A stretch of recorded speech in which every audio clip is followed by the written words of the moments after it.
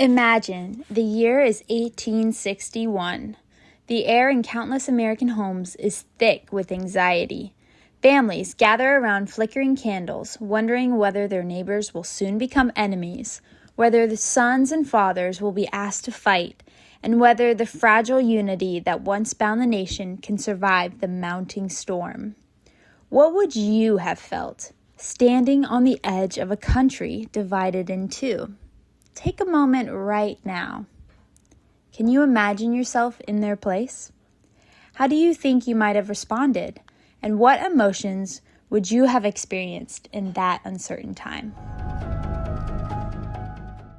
Good evening and welcome to the podcast Civil War and Ghost Stories. I'm your host, Stevie Bartow.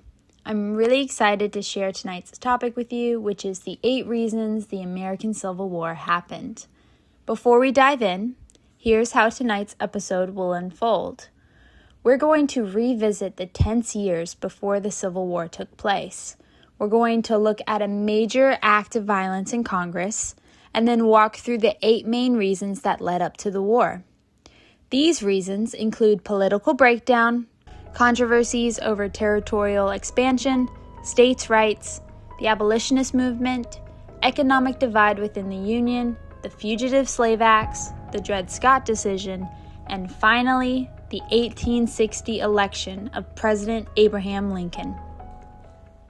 Along the way, I'll share stories of key figures whose lives were forever changed by these events. Toward the end of our episode, we'll reflect together on the high cost of war and what freedom has meant in the story of our nation. Expect to explore the rising tensions and nuances in the years leading up to 1861 as we discuss how the Union tried to hold itself together, but ultimately the rift just became too great to mend. So, just so we're on the same page, when I say the Union, I'm talking about the entire United States before the Civil War broke out. At that time, both the North and the South were collectively known as the Union. Later, as the southern states began to secede, the split became the North as the Union and the South as the Confederacy. But for much of our early history, everyone was a part of the same Union. I know this can get a little confusing since we usually refer to the American Civil War as the Union versus the Confederacy, but this will all be clear as I explain the dynamics further. A small disclaimer. I will touch on debated topics, such as whether the war was fought over slavery or states' rights. In my opinion, based on my research, the Civil War resulted from the simultaneous interaction of these two issues. I'm really excited to share all sides with you because I cannot very well have a podcast about the American Civil War without an episode detailing why it started to begin with. Tonight, we're going to form our own judgments together and hopefully learn something new in the process. So, without further ado, let's get into it.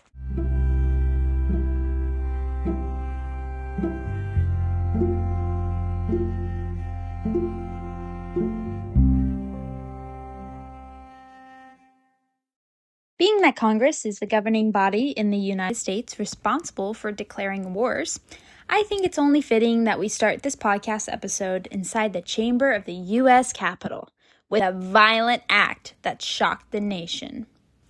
On May 22, 1856, Senator Charles Sumner of Massachusetts was brutally attacked on the Senate floor days after delivering his famous Crimes Against Kansas speech, opposing slavery and advocating for Kansas to join the United States as a free state.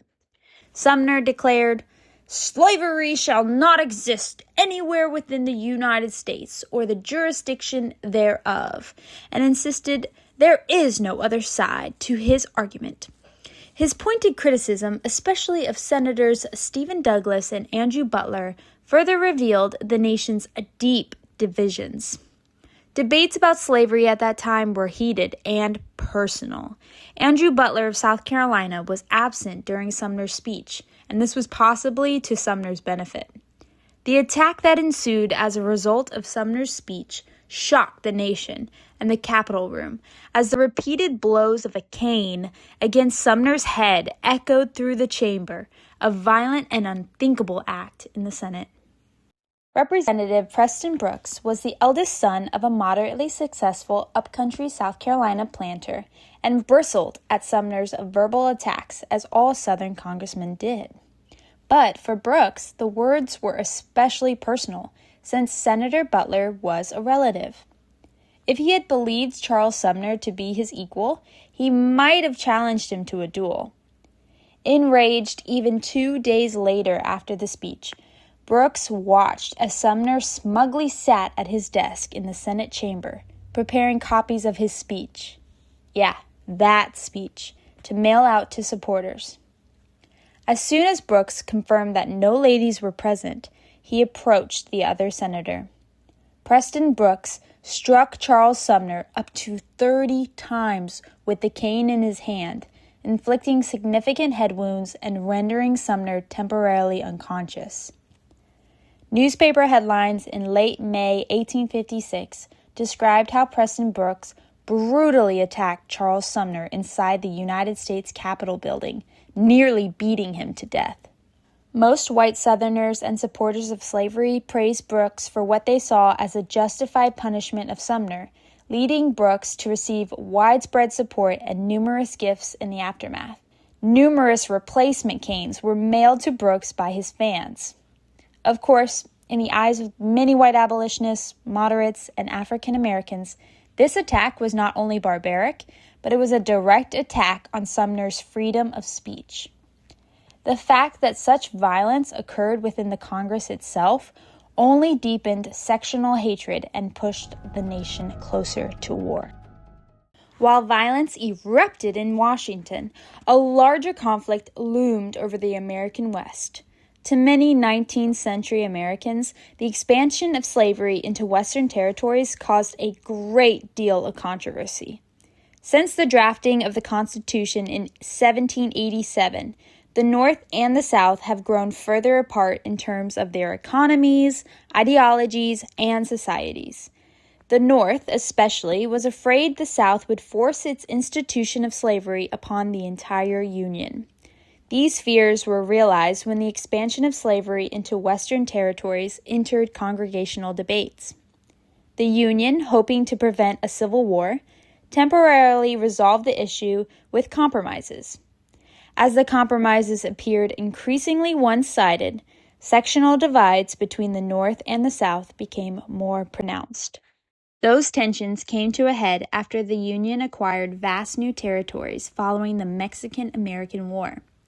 When the United States entered into a war with Mexico over Texas and its western territories, the issue of extending slavery in the West resurfaced in Congress. Representative David Wilmot of Pennsylvania first introduced a potential solution to the problem in 1846. Wilmot's proviso is what they called it, and it suggested that slavery should be prohibited in any territories acquired from Mexico. Fearful of the Southern slave power in Congress, many Northern politicians quickly backed this idea. Meanwhile, Southern politicians adamantly blocked the proviso as unconstitutional. Tensions persisted until 4 years later when California sought statehood, and Congress finally agreed to terms known as the Compromise of 1850. For the North, the compromise welcomed California as a free state and abolished the slave trade in Washington, D.C. For the South, the compromise promised that popular sovereignty would determine the status of Utah and the New Mexico territories when they were ready to join the Union. Unfortunately, tensions rose again when Kansas and Nebraska sought statehood. To satisfy the Southern states already threatening secession, Congress passed the Kansas-Nebraska Act. This new act offered the residents living in the territories the opportunity to vote on whether they wanted to be a state free of slavery or allow the institution to dwell there. This happened to be the worst compromise of all. Abolitionists and slavery supporters rushed to the territories to sway the vote, and unfortunately, violent outbreaks occurred all over the area. This bloodshed became known as Bleeding Kansas, with notorious figures like John Brown at the forefront of many of these conflicts. Many Americans would end up losing their lives years before the official war was declared. As long as there was an equal number of slaveholding states as non-slaveholding states in the Union, there would be an even representation in the Senate, and thus neither side could rule over the other. However, each new territory that applied for statehood to join the Union threatened to upset this balance of power. Southerners consistently argued for states' rights and a weak federal government, but it was not until the 1850s that they began to seriously toy with the idea of secession. Southerners were at this point sure that the North meant to abolish slavery.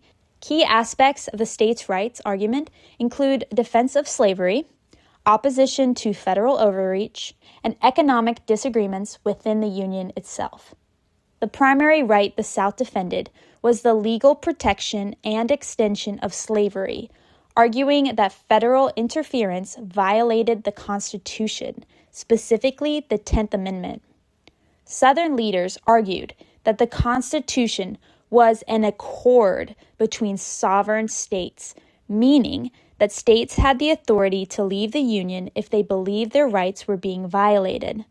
Southerners claimed that federal laws, such as tariffs, unfairly favored the Northern economy. Lastly, Southern states believed that the Northern Abolitionist Movement and federal inaction against them constituted aggression.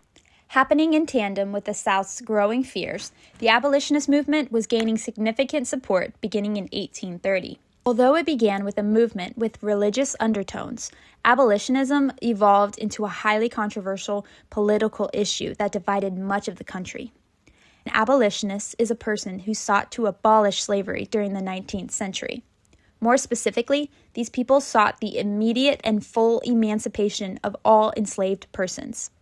The abolitionists saw slavery as an abomination, and this view was held primarily in the northern region of the Union. One of the most powerful ways the movement grew was through the stories and voices of those who had lived under slavery and those who fought to end it. Take Frederick Douglass, born into slavery and later known as one of the most influential voices in America. In his famous autobiography, Douglass wrote, "I have often been utterly astonished when I came to the North to find people who could speak of the singing among slaves as evidence of their contentment and happiness. It is impossible to conceive of a greater mistake. Slaves sing most when they are most unhappy."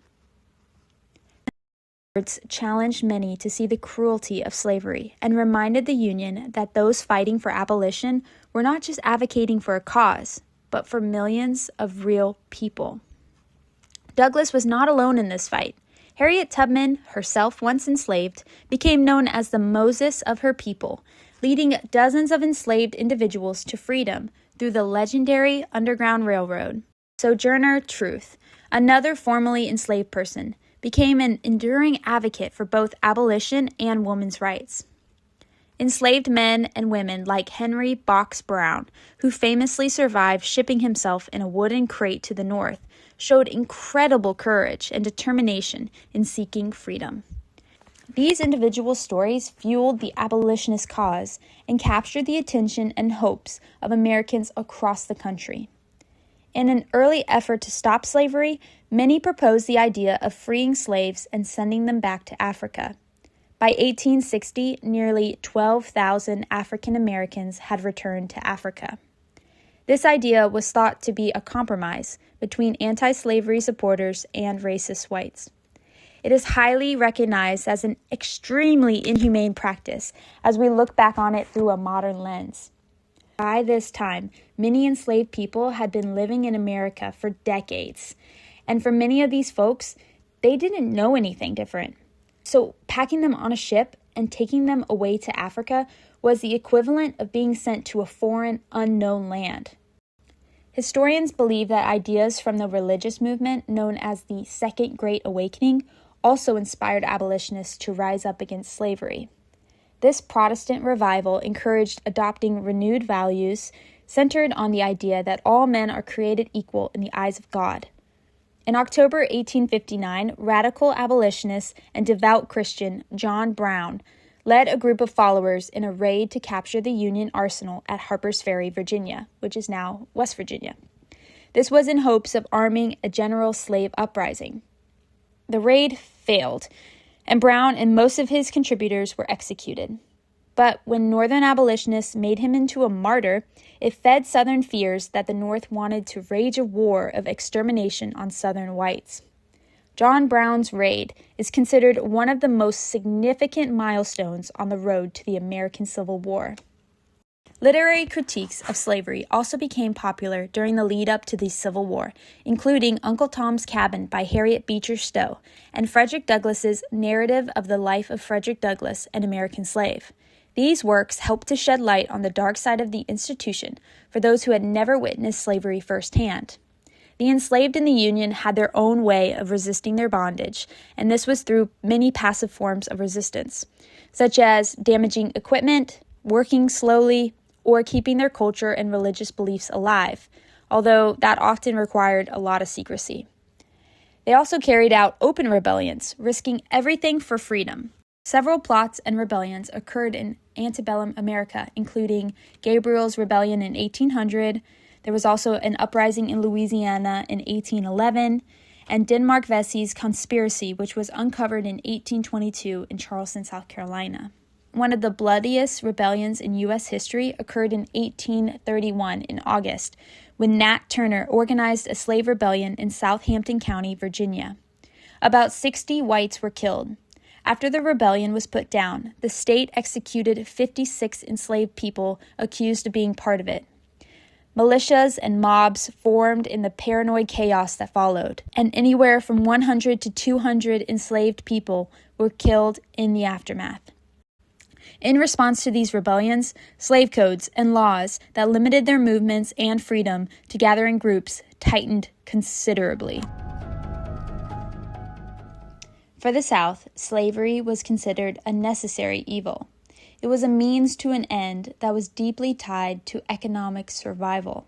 While Southern states were dominated by large plantations and an agricultural economy fueled by slave labor, the Northern states had become increasingly industrialized in the decades before the Civil War. Factories, railroads, and a growing urban workforce shaped the North, making the region less dependent on slavery and more invested in manufacturing and commerce. In 1860, the South was still predominantly agricultural. The North, by contrast, was well on its way toward a commercial and manufacturing economy, which would directly affect its war-making capacity. By 1860, 90% of the nation's manufacturing output came from northern states. The North produced 17 times more cotton and woolen textiles than the South, 30 times more leather goods, 20 times more pig iron, and 32 times more firearms.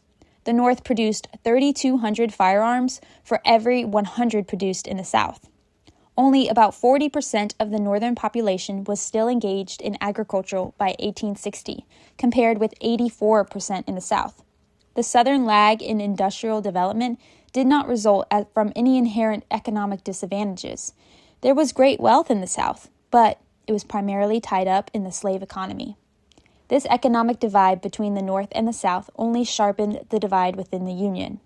In the antebellum era, that is, in the years preceding the Civil War, American planters in the South continued to grow Chesapeake tobacco and Carolina rice, as they had during the colonial era. Cotton, however, emerged as the antebellum South's major cotton crop after Eli Whitney's invention of the cotton gin. As a commodity, cotton had the advantage of being easily stored and transported. A demand for it had already existed in the industrial textile mills in Great Britain, and, in time, a steady stream of slave-grown American cotton would also supply northern textile mills. Southern cotton, picked and processed by the enslaved, helped fuel the 19th century Industrial Revolution in both the United States and Great Britain.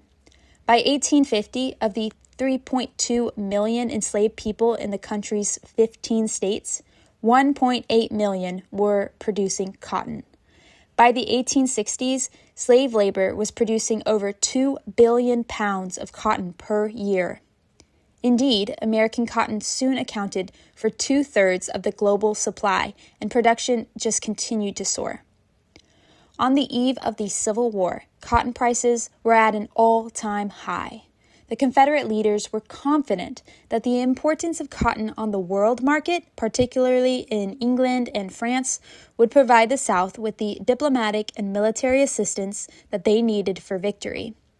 By the start of the Civil War, South Carolina politician James Hammond confidently proclaimed that the North could never threaten the South because cotton is king. With wealth so closely tied to enslaved labor, Southern slaveholders expected the federal government to protect their property, even across state lines. Owning slaves in the South as a planter meant that your family's wealth was closely influenced by the actions of the labor force. So, when enslaved people ran away in hopes of freedom and autonomy, a master would do everything in their power to get them back, and they would expect the federal government to act as well.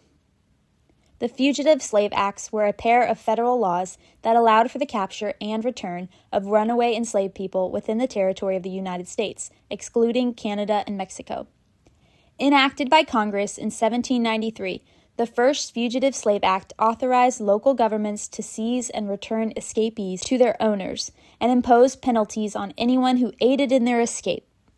Widespread resistance from abolitionists to the 1793 law led to the passage of the next Fugitive Slave Act of 1850, which added even more provisions regarding runaways and levied even harsher punishments for interfering with their capture. The Fugitive Slave Acts were among the most controversial laws of the 1800s, and even some freed blacks were captured and bonded into slavery. One famous case concerned Solomon Northup, who was a freeborn black musician who was kidnapped in Washington, D.C. in 1841. He was sent to Louisiana, where he was enslaved for 12 years before finally winning back his freedom in 1853. The Fugitive Slave Act of 1850 coincided with the Compromise of 1850, which was an attempt to quiet talks of secession in the South. The new laws forcibly compelled citizens to assist in the capture of runaways and denied enslaved people the right to a jury trial. Widespread opposition to the new Slave Act made enforcement sometimes virtually impossible in the North. And by 1860, only around 330 enslaved people had been successfully returned to their Southern masters, a disrespect the South did not take lightly. In 1857, the Supreme Court delivered a ruling that further inflamed tensions. It began in 1846 when an enslaved man named Dred Scott and his wife Harriet sued for their freedom in the St. Louis Circuit Court. They claimed that they were free due to their master's current residence in a free territory where slavery was not permitted. They had lived with their enslaver, an army surgeon in the free territory of Wisconsin. The enslaved Dred Scott lost his case on a state level, so he filed a new federal suit, which ultimately reached the Supreme Court. On its way to the Supreme Court, the case grew in scope, and because slavery was already a heated topic, the nation was impatiently awaiting the verdict. On March 6, 1857, Chief Justice Roger B. Taney read the majority opinion of the court.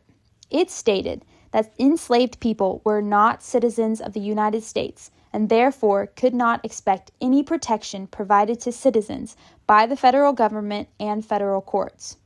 The opinion also stated that Congress could not ban slavery from a federal territory, thus moving the nation closer to a civil war. This decision was crushing not only for Dred Scott and Harriet Scott, who had hoped for freedom for themselves and their daughters, but also for countless people across the nation who saw a devastating blow to justice and human dignity. For the Scotts, this ruling must have brought profound heartbreak after years of hope, fear, and uncertainty about their fate.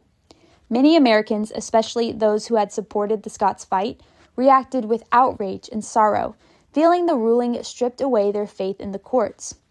What happened to Dred and Harriet Scott after this ruling, you ask?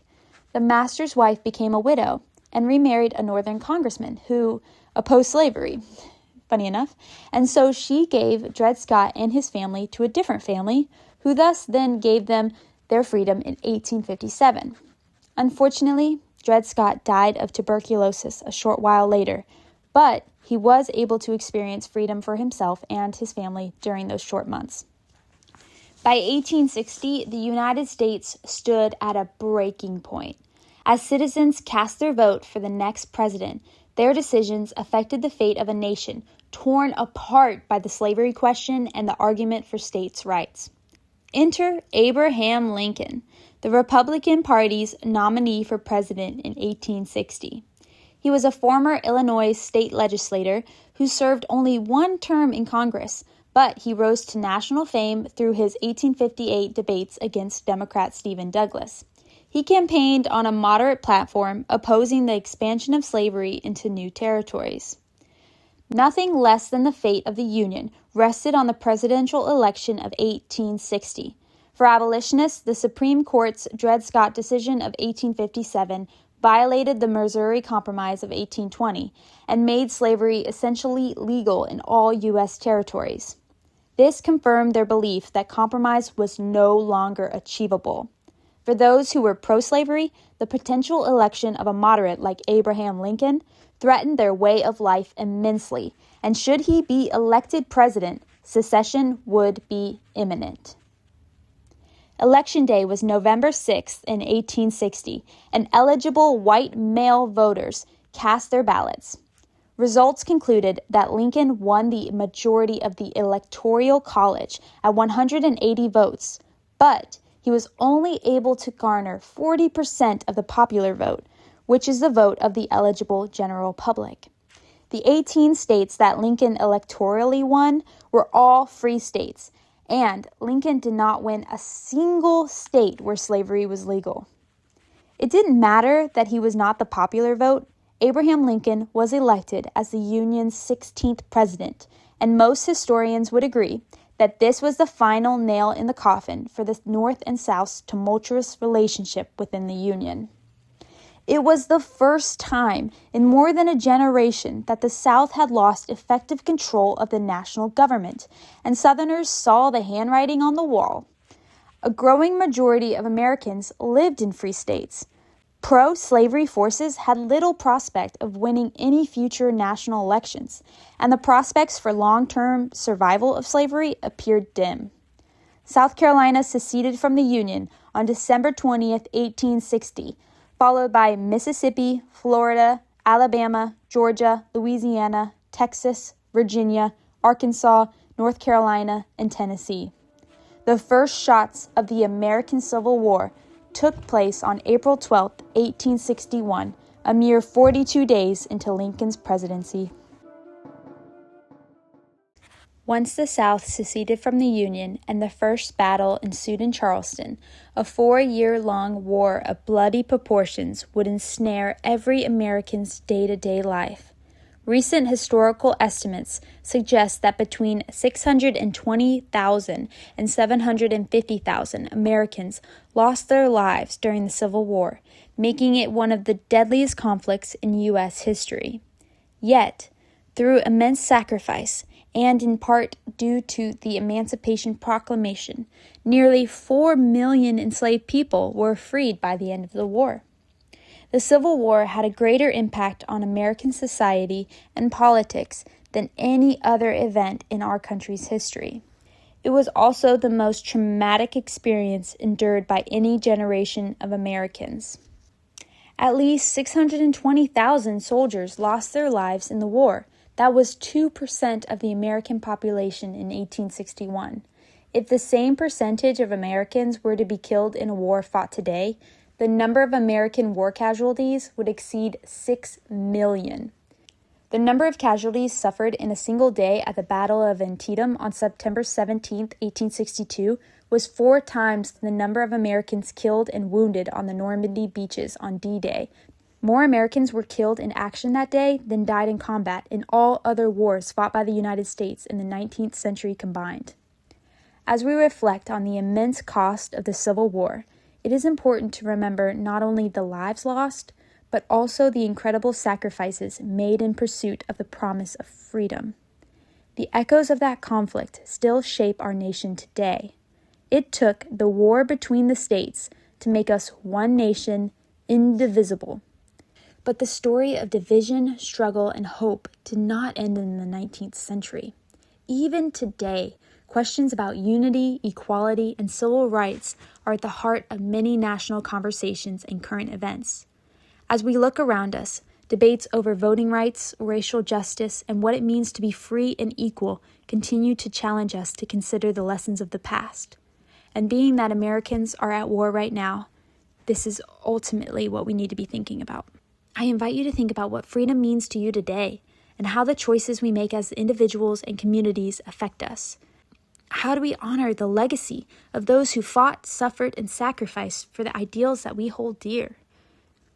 What will we do in our own lives to help carry those ideals forward? Thank you for joining me tonight to explore the reasons behind the American Civil War. Please feel free to leave a comment or a review and share your thoughts with me. Next time we meet, it will be Beyond the Veil with a spooky ghost story. So make sure you have your notifications turned on so you don't miss the next episode. Thank you, and until then, good night, my friends.